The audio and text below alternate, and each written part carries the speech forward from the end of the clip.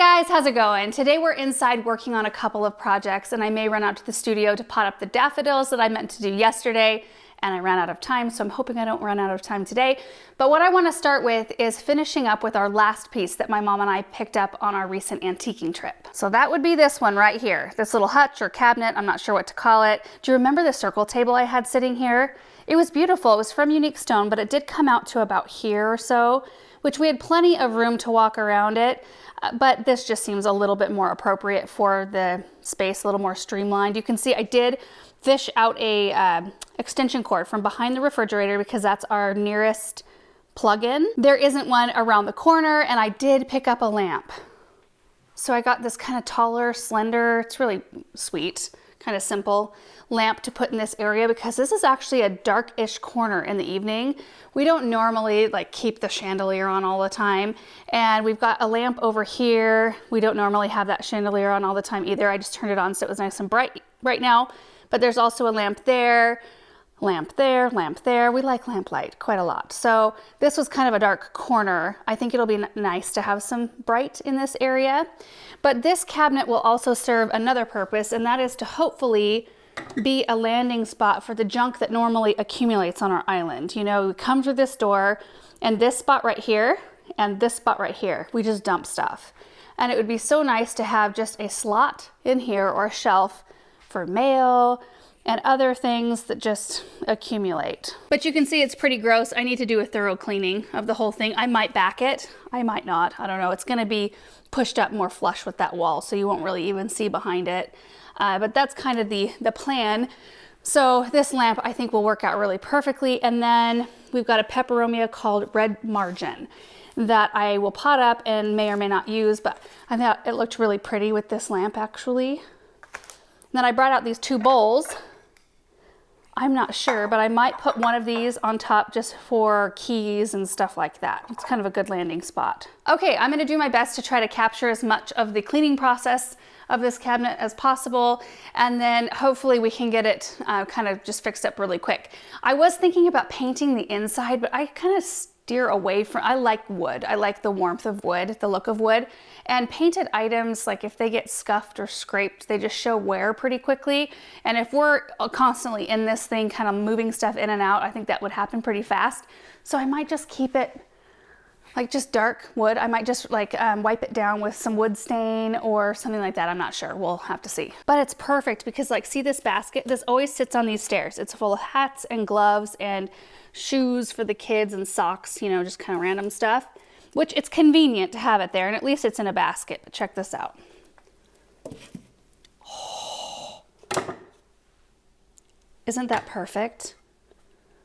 If I can just kind of tuck those things behind a door, that would be great. Also, aren't these sweet? These tiny little drawers. I think the tag said it was an old, it couldn't have been a TV cabinet. It couldn't have even been a stereo cabinet though, right? Because like, where would the sound have come out? Did it come out the back? I don't know. I just really thought that this was neat. I like this design on the outside, as well as this right here. And this detail right here, and I liked the knobs, and I liked the legs and the bottom part, and it's in pretty good shape. Okay, let's spruce this thing up.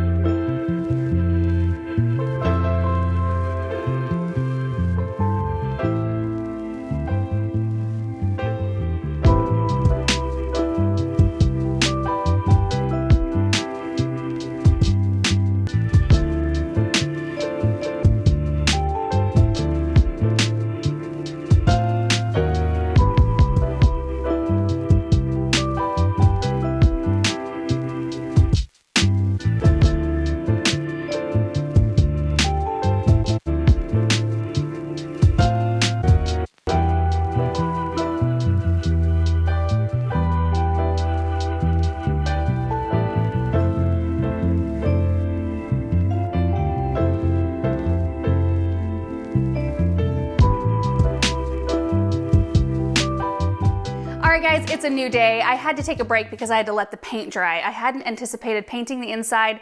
I was just gonna clean it and maybe put some stain on it, which usually dries pretty quickly because I do such a thin layer.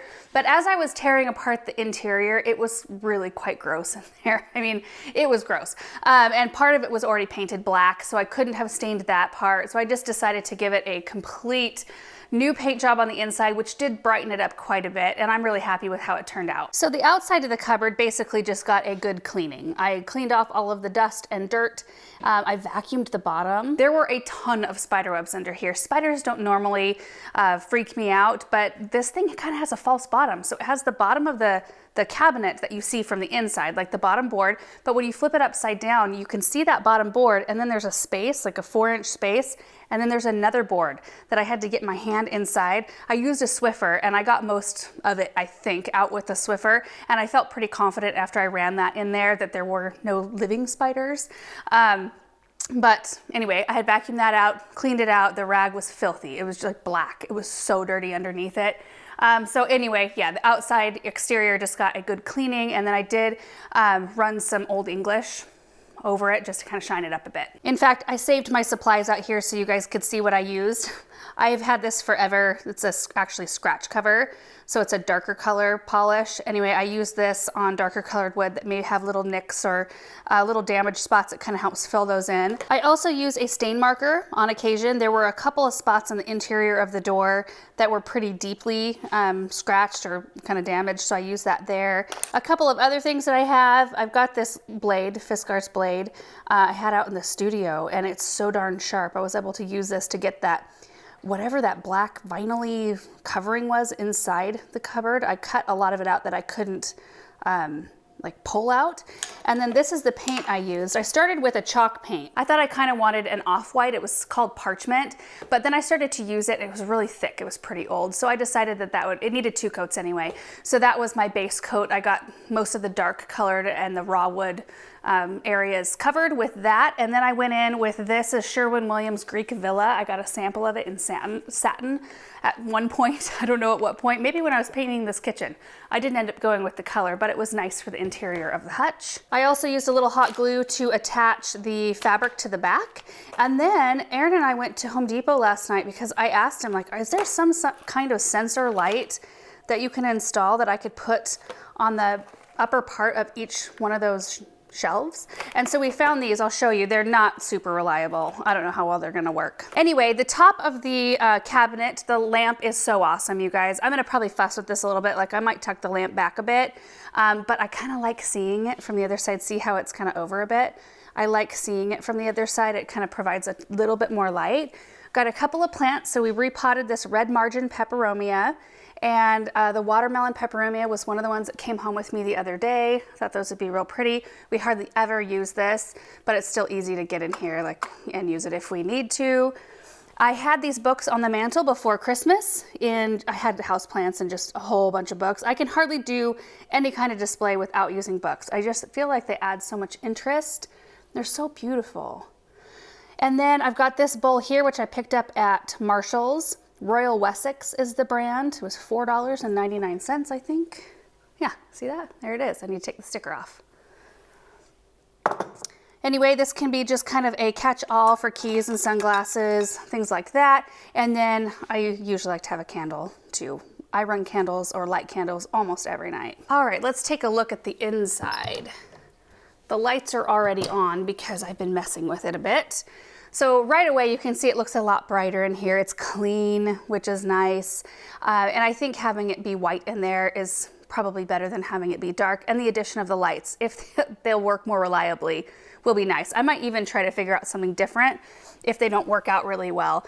So you can see like this one right here, that's the motion sensor. So it's supposed to be triggered by both motion and light. So I figured, well, when the cupboards are both shut, it'll be dark in there. So when I fling the doors open, it should be enough light to trigger them, but they don't always trigger. So I don't know. Who knows? Right now it looks nice. You can see the fabric that I lined the back with because before it was just open, like you could see this stuff on the wall right there. I might add a picture. I think that would be real nice up there. Anyway, so that is a piece of scrap fabric that I had hot glued to the back. So there's the light here. We bought two different shapes. See, this one's longer. I used the longer ones in the bigger cupboards, shelves, and smaller ones here, and then there, right there. I figured this little cubby I would probably put my notebooks. I've got several notebooks that I do sketches and stuff for landscape plans and such in, and I can put them here instead of just setting them on a table somewhere. So right now I have the basket with the hats and gloves and mail and receipt shelf. And then this one has like video paraphernalia equipment and such. Anyway, super happy to have somewhere to tuck it away. I love it. Okay, I'm gonna wait a minute or two until those lights all turn off, and then we're gonna fling the doors open and see what happens. Okay, looks like they've all turned off. Here we go. That one turned on. The other ones did not. Come on. It's like it has to be pitch black for them to turn on. Well, it was a good thought. They were really cheap. The two smaller, they came in packs of two. So the two smaller ones I think were like $9.88 and the two larger ones were $12. So I thought that that was kind of a minimal investment for something that could be really handy. Okay, so now I'm gonna run out to the studio. I'm going to pot up those daffodils so that I have something really sweet and bright to put on our kitchen island now that I have it fairly clean. Well, I gotta pick up all my supplies, but after that, it'll be cleaned off. Okay, we are here in the studio and you can see these sweet daffodils. These are the tete-a-tete daffodils. I picked up 3 4-inch containers of them the other day when Aaron and I were out and about in Boise. We stopped at a garden center and lo and behold, spring color, I couldn't resist. So I was thinking of potting all 3 of them up in this low container right here and then grabbing some branches. I think out of the birch trees so that we can create kind of a simple bird's nest look around the daffodils. I think that would be really sweet. So I'm gonna grab my Felcos and run out there and get those, and then we'll put it together. It's gonna be really easy. Simple arrangement.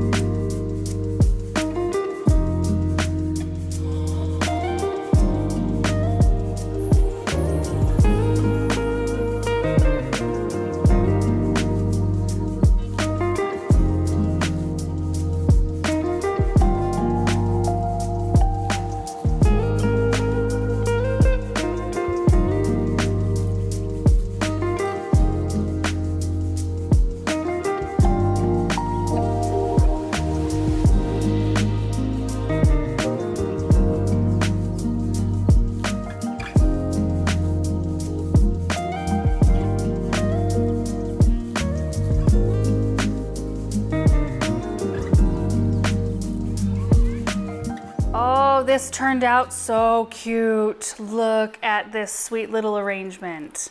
I'm kind of separating them a little bit. Oh, and it's so easy. So I picked up this terracotta pot for $5 a couple of years ago. It does not have drainage, so we're gonna be very careful, but that actually makes it really nice for displaying inside.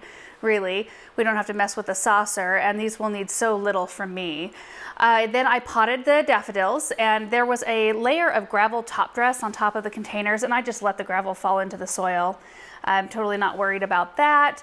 Got them all planted, put a little layer of moss around each one of them, and just to cover the soil, make it look nice and tidy. And then I took those birch branches, which I had, like 5, I think. Of course, each branch had a bunch of little side shoots with these beautiful catkins, and I just twisted them around the base of the container, making sure to pop the ends, like the thicker ends, down into the soil to anchor them. And I kind of wanted a very natural, kind of wild bird nest kind of look. I love it. And as I was getting it done, I thought, you know what, I think this would be really nice scale-wise on our coffee table. I think for our island, it might be a little bit small. I mean, I could put a couple other things with it to make it look like the right scale for the island, but the coffee table will be nice. So let's take it inside.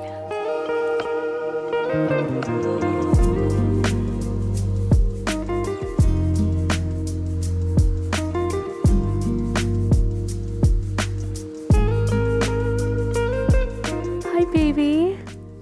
Hi. Oh, you guys, what a sweet touch of spring in here. I absolutely love it. I think it works really well here on the coffee table. I'm gonna really enjoy it. What are those? Thank you. Thanks, baby. So in terms of care, these are gonna be really easy. I'll water them in today, and then I probably won't need to water them for another week or so, and I'm just gonna put a little bit of water in there, just enough to moisten the soil. And they're in a really bright spot. They're not in direct sun, but still a bright spot. Now you would get the longest life out of them if they're in a cooler location. It's pretty like standard temperature in here. It's about 70-ish, 69, 70.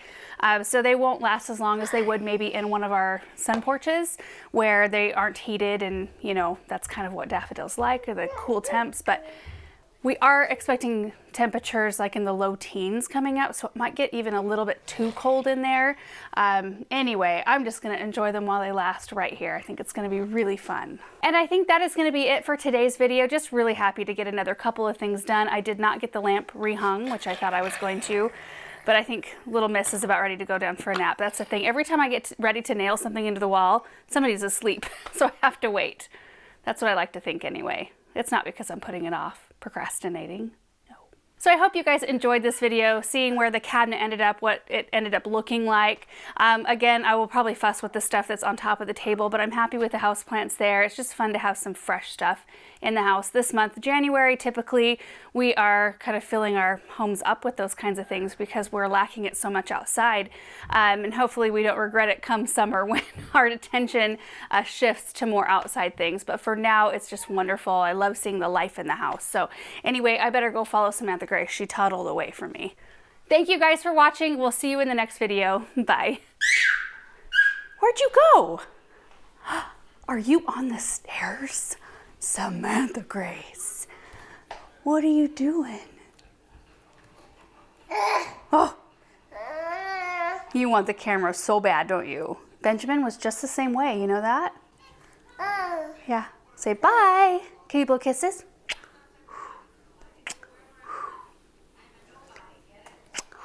Great job, baby. I love you.